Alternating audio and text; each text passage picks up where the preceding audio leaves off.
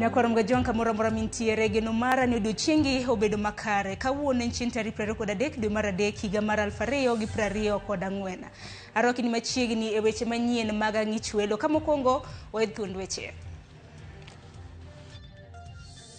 Mbolea mabandia moko ochako yudi e kaunti ma Nakuru kod Baringo. Kamigawo mar pur to thirni pok gineno mbolea mabandiago. Hatuwezi kubali watoto wetu wauziwe sumu wakufe tukiwa kwa serikali. We cannot accept.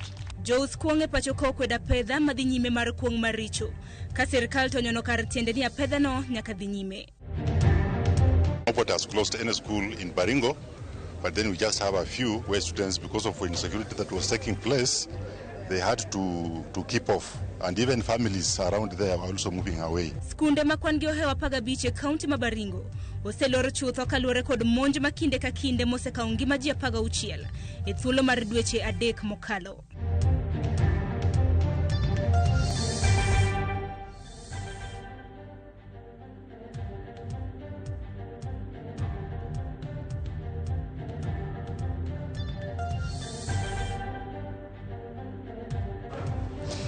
Nyakoramga jonga roki ni machiegni bed kodwa nyaka giko mar chenro makamaka paro nyalo tudri kodwa achiel kachiel e mbui magwa mag oganda.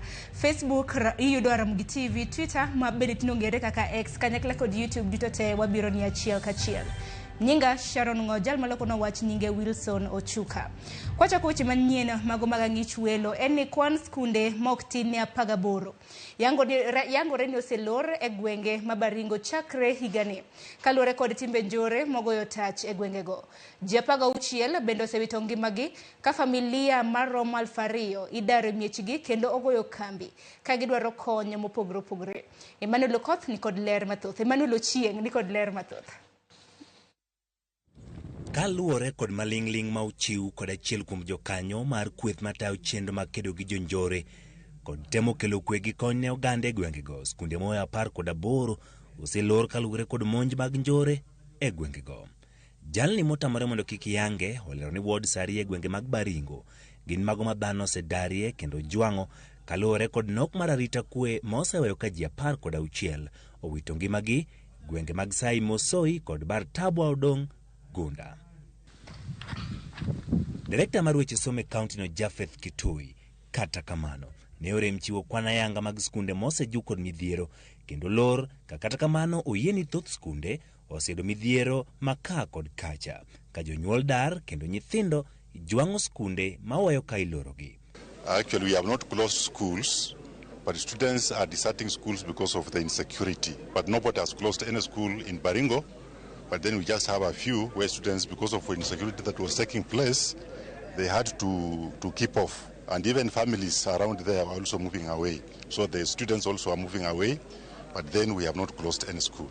There were around 5 which were affected, and the students, of course, some of them have joined neighboring schools to learn as a mitigation measure. As students, as parents move away, then these ones also come to learn in neighboring schools. But there's no school that has been closed. Nobody has gone to close a school, but it's just desertion because of the insecurity. Commissioner County no Abdi Hassan oyango ni kweth moriwo makedo kod njore biro timo nonro mar yango kwan skunde moseyudo midhiero kendo yango kwan jopuonjre mosedar weyo skunde kod jwang'o weche mag somo. Hivi sasa kuna timu yetu ambayo inatembea kule pamoja na Red Cross waweze kukadiria matatizo gani yamepata, wananchi wamepata katika sehemu hizo location 3 ambazo nimetaja. We are on an assessment activity right now together with other lead agencies. Tutakapopata tutawatangazia, tuwaelezee na pia tuwaelezee mikakati tumeweka kuhakikisha kwamba hawa wananchi ambao wameathirika wamerudi manyumbani na waweze kuendesha shughuli zao za kawaida. Oyango ni gibiro dhi nyime gi kedo kod timbe njore maonge dok chien kendo neno ni gwengego obedo gi kwe. Sisi tumejitolea kuhakikisha ya kwamba tuandikishe historia ya kwamba hawa magaidi tuwasake, tuwafinye, tuwararue, tuwazoroteshe mpaka watokomee. Magitimore seche majarin skund primar ma Garatuko japuonj Cherono wacho ni jonjorego ne omonjogi kinde mag odiochieng' alanga ka chakre monjno ne timre pok gidok e skul kendo ginyal yango kuma jopuonjre ne odarie. walitupiga mchana saa 6 mpaka watu wa askari wa RDU wakaturescue na walitupeleka mbio kwa magari mchana. Sasa wasasi na watoto pia walienda na watoto wao, na sisi kama walimu hatujui pale iko. Yodbura Mamogoti Ruben Kiborek okwayo piny owacho mondo rido kande weche makedo gi njore makoro osedonjo e weche mag rocho somo. And we have been asking the government, and we continue asking them to make sure that one, they protect life and properties, and more so they protect our children in schools, and make sure that we send the police and the special units to protect our schools so that our children are able to learn without fear of being attacked. Jopiny poni geno kuom piny owacho marakore kendo tieko timbe njore ma okwako gwengego. Seche ma jatend arita kwe ma Iengere Kithure Kindiki e kor jumani ne oyango ni gibiro rakore kodgi kendo tieko gi pep. Uchini Manuel, Ramogi TV. Nekwarmuga janko pogregi mano pinyo wacho oramone ogibidok chiene ne dwaro mar kedo kod kuong maricho e pacho kae. Kata bed ni weg bache to koro ywakni apedha no rocho chenro nyaka mag jous kuong matimo ohala e yor chik. Riwruog weg beche gi otende e pacho ka mong'ere kaka Balita wacho ni ruodhi mag gwenge kaachiel gi obila koro kawo chike lwetgi mar mako jok maloko hand kuong kaachiel gi jonyiew mage mamadho kuong mopuodhi e beche. E kaunti ma Meru e kinde manochopo nyasi mar choko omenda ne skund sekondar ma Abodhguchi.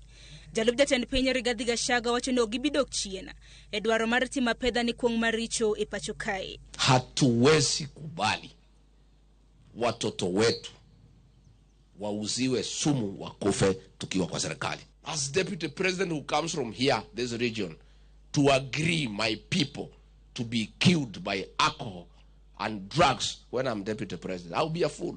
Rigathi kata kamano wacho ni johala mosebedo ka uso kuong mopuodhi ohindi ni mage gi okibithir mak mana johala ma uso kuong maricho. Sisi hatuna shida na ile bar inauza pombe nzuri, enda uza ile mzuri, wale wanataka kunywa wakunywe, lakini sumu imewekwa kwa chupa ati ni pombe, hatuwezi kubali. Kama klabu inauza pombe nzuri ifunguliwe saa 11 jioni, ikifika saa 5 ukunywe uende kwa bibi yako. Maka to bedo ni riwruok mochung' ne weg bache gi otende Balita to ywak ni chakre ne apedha mag kuong maricho chakre e pacho kae.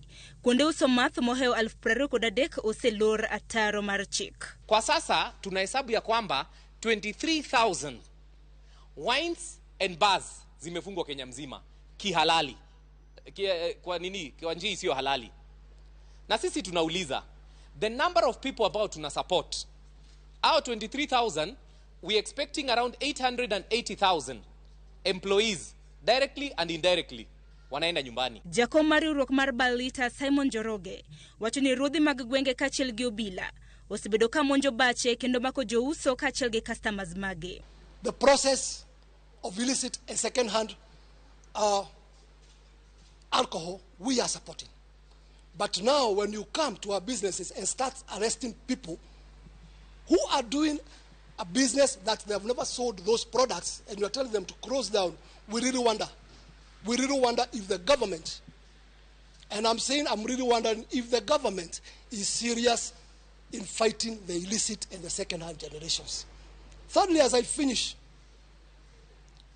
when they come to arrest you, or when they come to your premises, they arrest even your customers with the name of saying drunk and disorderly. Balita bedo se obila hegimagi wacho no bila kawasoya kuom johala kagi kwa jatend migao mar arita kwe Kithure Kindiki mondo chako non kendo lesen mag kuonde uso math kaluwore ni nitiere kanise gi skunde mano yaw machiegni gi bache moseda kuom kinde malach. On the ground, what is happening, CS Kindiki, is that stocks that have been bought with people's money are being taken to police stations.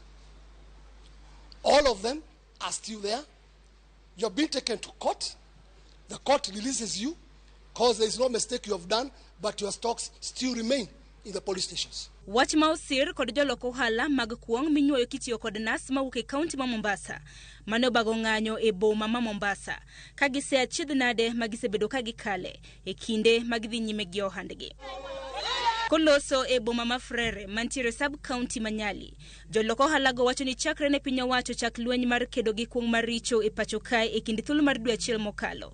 Jonyarita e gwenge makadhodh nam chumbi osebedo karakore kodgi e kit ohendni magitimo. Lakini kinachotushangaza hivi leo, serikali imekuwa ikiwatafuta hawa wamama left, right and center. Kisa na maana ni kuuza mnazi. Leo hii tunataka kuuliza serikali ya kitaifa na ituambie kiwaziwazi, ni kuanzia lini hii pombe ya mnazi imekuwa pombe haramu? Inakuwaje watu wanafata sheria lakini imekuwa hawa wamama wanaotafuta riziki zao imekuwa hao ndio kitega uchumi cha serikali?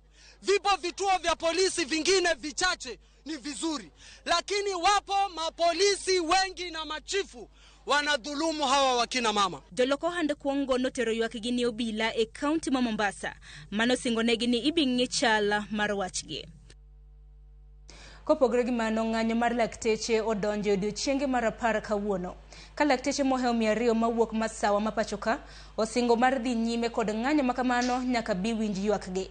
E kindeno jatend migawo mar thieth Susan Nakumicha to koro lieko ni achudhe mitudo kod sekta mar thieth ema siro ng'anyo mar lakteche makoro dhi nyime e pachoka.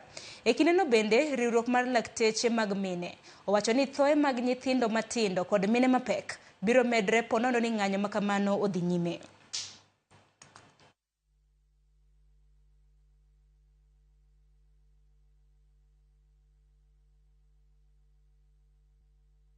The doctors have reaffirmed and reinforced their commitment to stay on the strike. Today is day 10, and we are not afraid to go to day 100. We are not afraid to go to day 200. We are not afraid to go to day 300, as long as the CBA is implemented. As it is today, our what we call maternal mortality rates, that is how many women die out of every 100,000 women who deliver live births, is a very high number. It's about 355. Sai mimi nimefanya kazi ya afya mpaka kuna watu wamenionea wivu, wameanza kuleta nyenyenye. Lakini mimi nataka kuhakikishia ya kwamba mimi sai watu wameona vile napanga kazi yangu. Wale wezi walikuwa KEMSA, nimejua ndio wanasponsor maneno mengine. Wale watu walikuwa naiba NHIF ndio wanasponsor mambo mengine. Jatend migawo manarita kwe Kithure Kindiki okoni obiro kawo kang' mager ne jogo mayako lope jodak e gwenge mago ma Kiserian, Kitengela, Rongai, Kanyakla kod Isinya kaachiel gi gwenge mamoko e pachoka. Kado loso gi jofwambo, Kindiki okoni okobide wang' ng'ata ng'ata kata jogo matiye bede migepe mopogore opogore e serikal. Kindiki omedo ni joyak lope sando ngima jodak kendo thiro ochumi mapachoka. Magino wacho e romo manotimore e county ma Kajiado.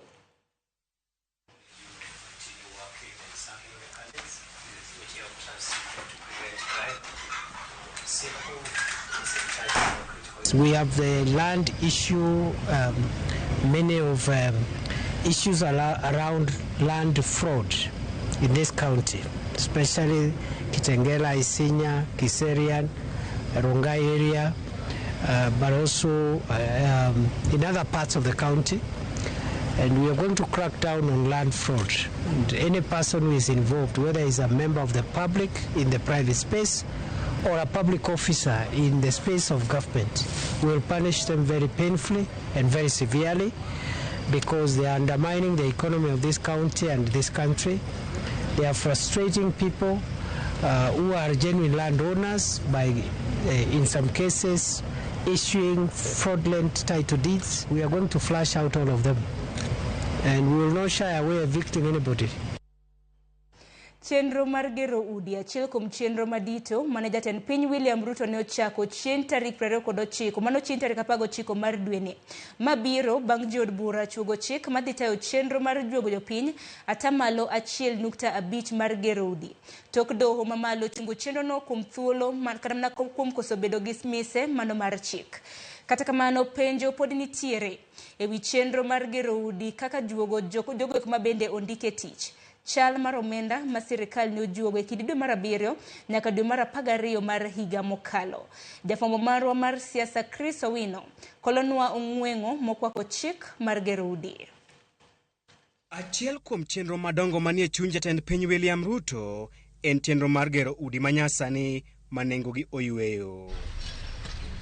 Kata odoko ni chenro ni osetuomore e ohinga mathoth mag chike, Ruto osebedo ka wacho ni chenro ni biro dhi nyime kata tek kata yot. Bang' doho mamalo chungo juogo jopiny 1.5% mar osara margi e siro chenro mar gero udi kuom koso mise mar chik, piny owacho ne oreto kendo chuogo chik mar gero udi. Tok od bura podho chik makamano, chik mar gero udi ne ochako tich ayanga tarik 19 dwe mar 3 higani bang' Ruto keto e koke. Kata odoko ni chik mar gero udi ne ochako tich ayanga e kor juma mokalo, ong'wengo mathoth pod okwako chik makamano. Achiel kuom penjo maduong' en chenro ma sirikal dhi tiyogo e juogo jogo ma ok ondike tich 1.5% mar gero udi. Jakom komiti mar omenda Kuria Kimani wacho ni jogo matimo ohala ibiro juogo omenda mar gero udi e kinde ma gidwoko chal margi mar osuru higa ka higa. At the end of the year, when you're filing your returns, now there's going to be a new section of housing levy, where you're saying if you earned $1 million shillings last year, you will apply your pay as per the graduated scale, and now in addition to that, you'll be required to pay 1.5% of that as housing levy. Kata kamano, okil Kamalo Kawilis Otieno wacho ni chik mar gero udi pod dhi yudo ohinga mag chike kalure ni chik makamano ne onge budget maduong' mar 2023 2024. Igeni pesa sirikal nyaka bi gi budget mare. Ema gichako nyaka gibed gi budget. Ma budget no ema gitiyo godo for 1 year higa achiel. Kore budget ni iketo gik moko te ma sirikal dwa timo. Gikuma pesa dhi wuoke mag timo gigo. Tikiro ga budget no dwe mar 6. Koro budget wacho sirikal dwa gero ndarani. To pesa migero go ndarani dhi wuoke kuma kama. Tax revenue kata borrowing debt. Sirikal dwa gero hospital marom kama. Sirikal dwa chulo osara marom kama. Pesa osara ni dhi wuok kama kama. Sirikal dwa gero udi marom kama. To pesa gero udi ni dhi wuoke housing levy, osuru mar jopiny. Koro sama inti biro gi housing levy e dier financial year, chik manyien e dier financial year, budget mane kara midwa implement. Ong'wengo machielo ma oliero ewi chenro mar gero udi en omenda ma sirikal ne ojuogo jotich e kind dwe mar 7 kod dwe mar 12 higa mokalo, bang' doho ng'ado ni sirikal ne onge kod mise mar chik mar choko omenda makamano. Kuria Kimani okawo chung' ni doho ne okogolo chik ni sirikal mondo duok ne jotich omenda makamano, wach ma ikwedo kod okil Kamalo Kawilis Otieno. Had the courts found merit in that the law was unconstitutional in terms of passing at that particular time, the courts has never lacked enough words to pronounce themselves in the matter. They would have expressly provided that this clause is constitutional and any deductions made under this clause should be refunded. E ndalo moro noyier mojumbe moro to ji odhi e kot ni ng'ani ok oyier ng'ano kwelo. Sama ni gole e kom manoyiere ni noyud kosetiyo higni 2 ne ok odwoko mshahara mosechamo. Mshahara cha mosechamo dhi osetiyo kamano. Omiyo nyaka wabed gi piny man gi dhi nyime. Ok wanyal koni osuru no choki to ka osuru no choki to wito wang'e ka koro nitie lal. Onge lal nikech chik koro nitie. To mano osechoki adhi timo mana tich bitimo go sani. Onego wadhaw bende ni chik ni kare no onego bed chon di koro wadhi mabor. Ji noko dhi ge do mondo dwokne gi pesa gi. Ji no dhi ge do mar puedho chik manitiyo godo ng'ado pesa ni. To chik no sirikal notiyo godo ng'ado pesa kuom ji. Do no wacho ni chik ni ok en chik makare. En chik mabandia bowite oko. Emomiyo kane gisekawo pesa ka gilo chik mabandiano, the natural consequence en ni koro pesa manochok kiluwo gi chik mabandiano nyaka duokne ng'ama nokawo pesa no kuome. Jogo makwedo chenro mar gero udi wacho ni chuno joma tiyo mondo ogol omenda mar konyo joma ochando oyud udi en temo kelo chik mar anyuola kata communism matimore e piny Tanzania, gino ma Kenya Kwanza okoyiego. Gimoro amora mitiyo obed yo osuru marwa magero yo mwarenge jitegi. Pok awinjo kiwacho ni mano kelo communist ideology. Kanye wadwa gero reru ka manyasani nuagolo manusuru e levy e mogero reru no warenge. Sikunde gi, universities gi osuchwa magero gi. Ngire Peter Wanyande, janon weche mag siasa kendo japuonj machon e mbalariany ma Nairobi, wacho ni chenro mar gero udi en paro maber, mak mana ni yo ma iketogo e tim ema ok ber. Mondo jatelo Maruto owach ni odwaro ni mondo jo Kenya ma odak e udi ma ok beyo onego yud udi mabeyo, onge problem kanyo. Problem or gima ok long ahinya e wachni en gima kisungu wacho ni conceptualization. Be osepare matut magik miwacho e wach gima giluongo na affordable housing ni obedo thrashed out. An anyalo koni ni kibiro Nairobi kate neno ngima ma ji odak e slum, inyalo wuok midog ibidag e dalani e gweng' miwachi Nairobi na onge. Iwinjo maber nikech kaka dhano dak Nairobi ka, dhano kodak e yo maber. Iyudo ka en nus room ok kata room achiel, nus room kanye ma ng'ato keto kitandane temo ninde gi nyithindo. Iwinjo tema kanye macho to kanye baf to dak kanye Nairobi. Mana nyalo wuoye ni jowa modak Lang'at high rise ward kuma kore nende gedeni mumakre gi Kibralindi ward. En wach malich makane jogo sani nyocha kane idwa ni ochung wachni dogne kinganyo nikech ng'eny ji kia ber gine maginene nikech ne gineno ka zone no rumo ma zone no rumo madhano no yudo udi madhano donje. E twak marwa kode, Kuria Kimani ogolo luoro ma osebetie ni ji duto ma ijuogo omenda mar gero udi ok dhi yudo udi makamago, ka bende owacho ni od bura ne ogolo chik mar chulo deposit ewi udi makamago kaka yo mar neno ni joma ochando oyudo udi ma nengogi ogonyore. Jolony e weche mag chike bende osegolo ng'ur margi ewi chenro mar gero udi magiwacho ni en tij sirikal mag counties ma ok tij sirikal mamalo. Planning and development mar housing makoro ema this so-called affordable housing deal go. Planning and development of housing and function mar county government. It's clear. To gimwaneno a project ni sani. Any national government emomake gik moko te national government wadwa timo. Kidhi China iyudo ka nitie ni wealth creation kata mwandu, to wan gimoro ni employment kata tije. Iyudo ka ja Kenya ka nyalo gombo dhi China. Achiel gik mano boost uchumi kata economy mar China gin housing project maneno wan okagi.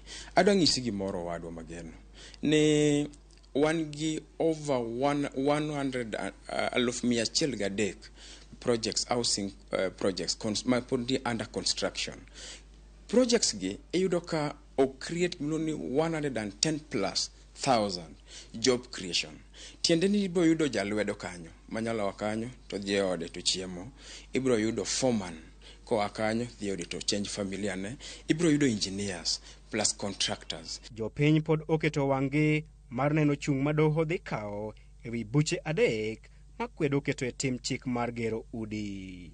Chris Owino, Ramogi TV, Nairobi. Ne koromga juang dakika 24 tok sa chiel mamidhiamba medo paro ni weche manyien mago magang'ichwele nyalo luwo kok achiel kachiel kokalo mbui magwa mag oganda mano moro YouTube, X, Citizen Digital gi mamoko. Ano moko kuom bedo ka oronwa ote kapok ka yo marwa mokwongo. Asoma ne moko kuom ote. Calvin Sotieno iwacho neno chenro achiel kachiel kintiere Kisii campus. Benano kanyo is Harris Matt iwacho ni sedonje chenro kaka pile iwuok e gwenge mag Rinya mana wendo e county ma Migori. Prince Charles Wodo Uma iwacho ni neno chenro yo makare kintiere Juja mane county ma Kiambu. Wycliffe Ogutu inwene neno ote mare. Eric Osoro iwacho ni intiere county ma Kisii ineno chenro achiel kachiel. Ezekiel Odhiambo iwacho no imore ineno chenro marang'ich welo kintiere e gwenge mago mag Mathare North mano buore Nairobi. Josephat Woodley Gala Ochieng iwacho neno RamogiTV bende wacho jok mineno godo benano kanyo mano moriwo Pondo Maombo, Atoti Mboya kanyakla kod Frederick Okoth. Ote mogi kama somo en mar Vitalis Ochieng Wood Game Karariu iwacho ni Sharon amora inyaka luwo weche manyien. Iwacho ni irio maber gi bidhiambo ni masani. In gi penjo kotende kod mbolea mawacho ni miyudo e yor noero mabende kod wacho nyaka sani mbolea mabandia mabende iyudo pok winjo jotelo mosebedo ka loso e wi okang' makamano. Gisebedo mana ka gidich gi kuong maricho gi mamoko. Na koromga juang yiena mar mondo miaka yo matin kaduogo okang' mar ariyo pod antiere gi weche mamoko mabende pod adhi bedo ka dhi godo nyime e chenro mano mar ang'ich welo. Kik idhi mabora.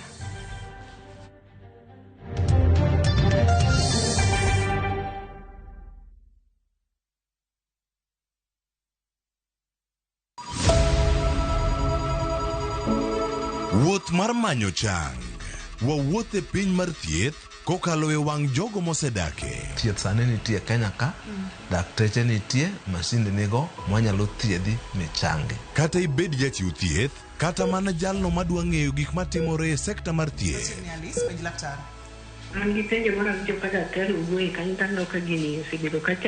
Wakolo pat jolony ka wayudo sigana tok kode marochere. Waweuru keto reputation mbele ne ngima mar ng'ato. Ng'eyo matut e weche mag thieth chako gi goyo mbaka. Advice jowani ne uru penj laktar mondo ing'e kuma inyalo konyorie kapok iyumba. Penj laktar. Wuok tich nyaka tich abich sa 12 odhiambo. Mana e RamogiTV.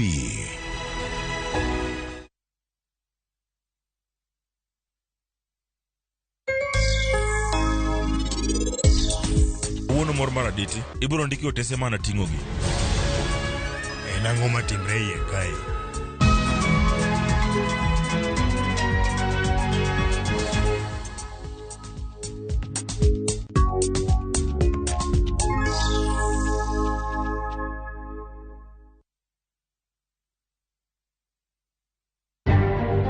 Bende isebedo gi siso mar ng'eyo gigo matimore e alworani. Sama gari ofundoro ji mang'eny, koyudo hinyruok to kata insurance temo hepo. Obed chenro mag sirkal, obed masira mayudo ji kar tich. In safety mari, ni kanyo. Nonro mamulo ratichi. Somo kende oken kamoro mibro wach ni ng'at mosomo ni dongere wacho ni ng'ani dhi succeed in life. Wuok tich ka wuok tich. Iro curriculum design uchenj e chenro mar rameny piny sa 1:30 otieno. Wan oganda luo nyaka wakoro waneni to be wanyalo bedo gi kembni. Nyise oganda jo Kenya gimonjo be ni giwinjo kuomi. Ka ikelo nigi Lydia Okeyo. Koromga jo ng'ono twak mar rameny piny. Chik bai.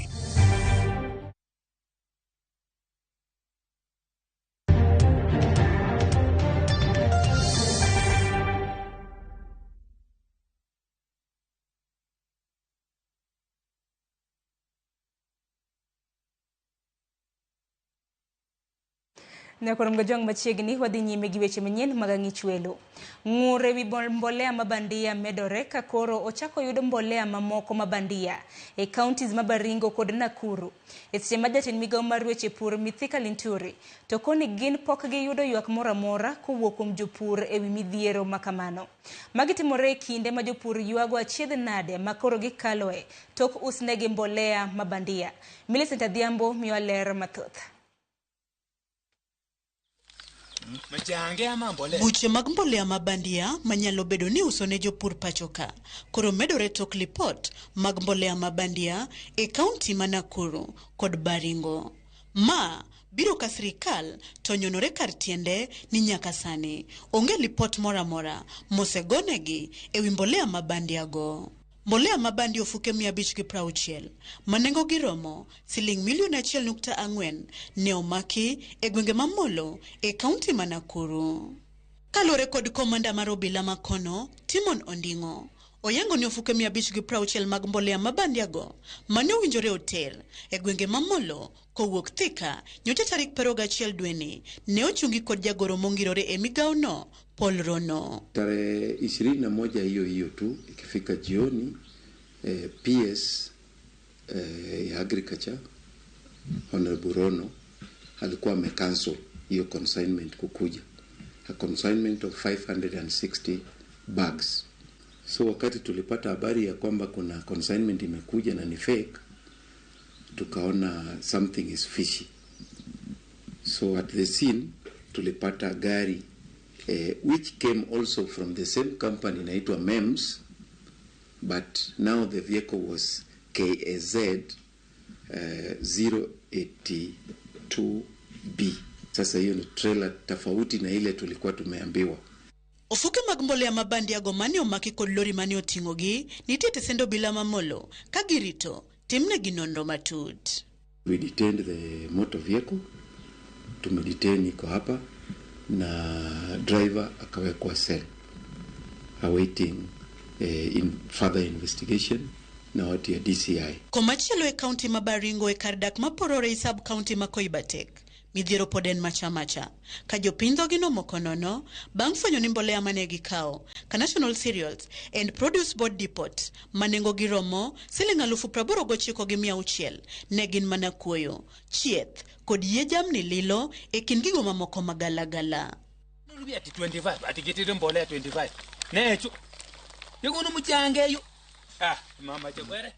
Jalup County Commissioner Makono mane otimo nonro wi ywak mane jopiny ochwalo negi ewi mboleago okone board ma National Cereals Produce mondo nene giomo fuke duto te 2,650 mane giseoro ne jopur e kinde ma nonro matut pod gidhigo nyime. Tumeshamweleza kama komiti ya usalama hapa Koibatek aeleze wakulima ambao walikuwa wamenunua warudishe hiyo mbolea yote, magunia 2,650, mbolea ambayo tunaona itaweza leta madhara na ipunguze mazao ambayo yanaweza tokea kwa ukulima wao.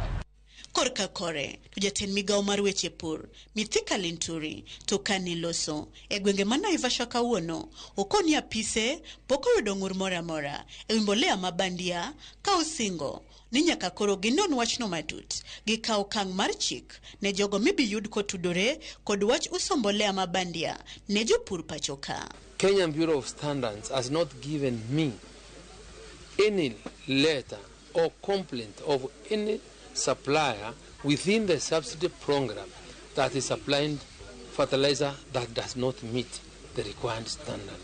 So I do not want to deal with speculation because I can only be a responsible member of government when I'm dealing with the facts that are verifiable. If there is anybody trying to mislead or to get anything that dissembles fertilizer in the market, then that person will be dealt with within the provisions of the law. Magetimore seche mabende kambi mar KEBS noseyango nitie mbolea mabandia masani luorore pachoka kendo iuso kod moko kuom board mag National Cereals Produce maina pis pinyo wacho. Millicent Adhiambo, Ramogi TV. Pogre gi manya kwa mgajwang atiri nyaka weche matimre e kaunti ma Migori. Jodak e gwenge mag Kalere sub county Manyatike dwaro mondo piny owacho oket maino e kunyo yewni manyalo kano pi ma itiyo godo e pur mar mondo mi okonygi e kedo kod nok mar chiemo makinde ka kinde ikelo kod oro. Jafwambo marwa George Juma ne ochwa kod jopur kendo losonwa lipodne. Gwenge mag Nyatike kaunti ma Migori nitie kod lope madongo ma inyalo tigirego mag pur mondo koro chiemo bed moromo e gwengego kaachiel kod kaunti ma Migori mangima. Kata kama jodagwego mag Kalere kod moko e subkondo ma Nyatike wacho ni nok mar koth osemiyo ok ginyal tiyo kod lopegi e yono mar pur kendo sani thoth puothe ninda.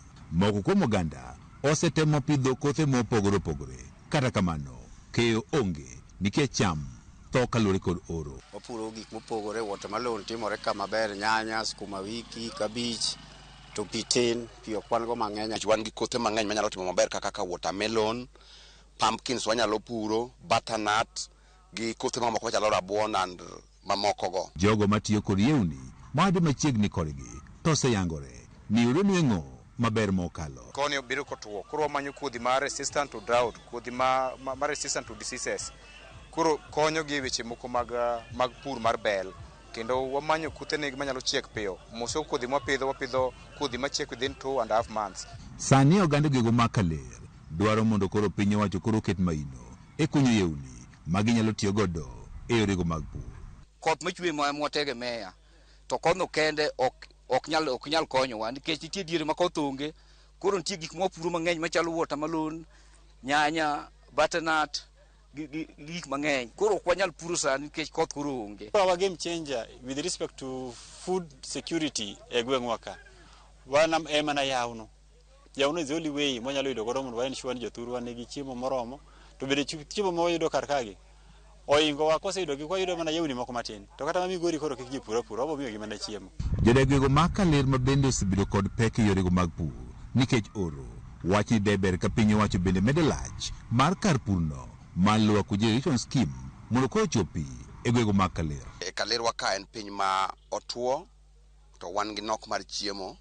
Koro wakwayo the county government ma Migori in conjunction with the national government mondo gi extend nwa lowa kuja irrigation cha mondo bi kaler ka mondo wayud kaka wanyalo yudo nyak mag chiemo. Nyaka sani jopur mathoth mawuok e gwenge kaka makaler osepidho cham, kata kamano geno mar keyo onge. Wapuro kendo ji osekomo, lakini keyo wanwang'o keyo manok kaluwore gi lwasi mar piny ok ber ahinya. Koth wayudo matin.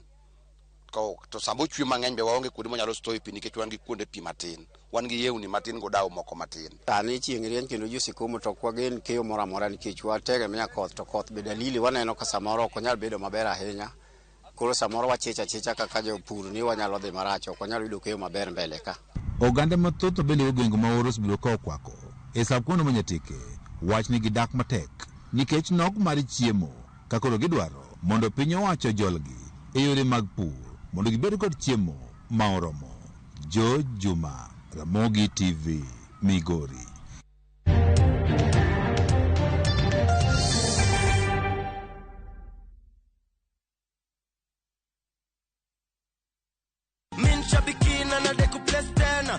Nilianza kucheza shabiki 3 weeks ago. Tu naona kwa TV watu wakicheza, naona watu wanakuja huku wanainua check vile mimi nimeinua saa hii. Nikasema mimi ninapenda kujaribu vitu. Na sikuwa najua kucheza. Niling'ang'ana tu nika-download sijui nini na nikapata the link na nikaanza. Nikikosa pesa sometimes naambia Maisa, "Nitumie 50 bob." Anaweza nizania nataka kuharibu. Naambia wewe nitumie 50 bob, ananitumia nacheza hivyo. Nilitumiwa message. Hiyo message si kuitilia maanani. Niko kwa nyumba tu, hata niko sijaenda kufungua duka. 11 ndio nilipigiwa simu. Ukue citizen by 8:30. Nilikuwa nafikiria nitapata 6 million. Sikupata. So unajua huwa unaenda unafikiria utapata ile kubwa. Lakini sikupata hiyo, lakini hata hii nimepata, nashukuru Mungu. Ndoto yangu na I think nitaboost biashara yangu. Hiyo tu ndio huwa nataka sana nione ikienda mbele. Shabiki Super Jackpot ni time yako. Mina dai wote twenda hivi. Not for persons under the age of 18. Shabiki.com is authorized and regulated by BCLB license number 587. Tunde, arabudo nde tunde, yingo nde tunde, miganyono nde tunde, tomoro pile nde tunde, amama nde tunde, nyajodongo nde tunde. Dial *487*3# to get this song.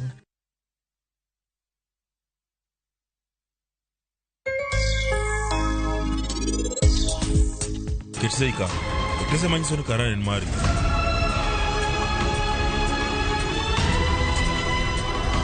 Ero kamana hinya.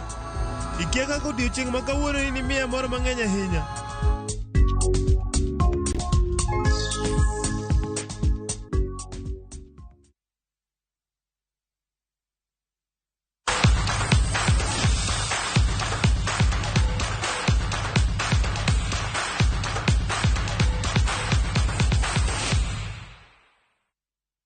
Nyakoronga jong machiegni mesa mar weche tuke. Evans Otieno Onyango mawuok e kaunti ma Nairobi e jaloch mar tuka vieta e shabiki.com. Evans oleo siling 250 e tugono mar riembo ndege e Shabiki. Shabiki chiwo mich ne joloch juma ka juma. Mondi tuga vieta e Shabiki, limbui mar Shabiki kendi nyalo bedo jaloch. Kwa wale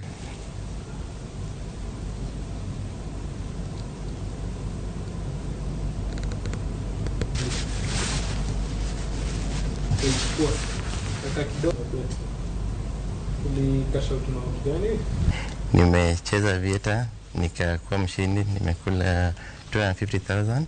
So I'm planning to invest this money and hopefully it grows ikuwe kubwa, and because the competition is still on, I am still hoping to play and participate in the competition. Naweza kuwa mshindi hata 1 million.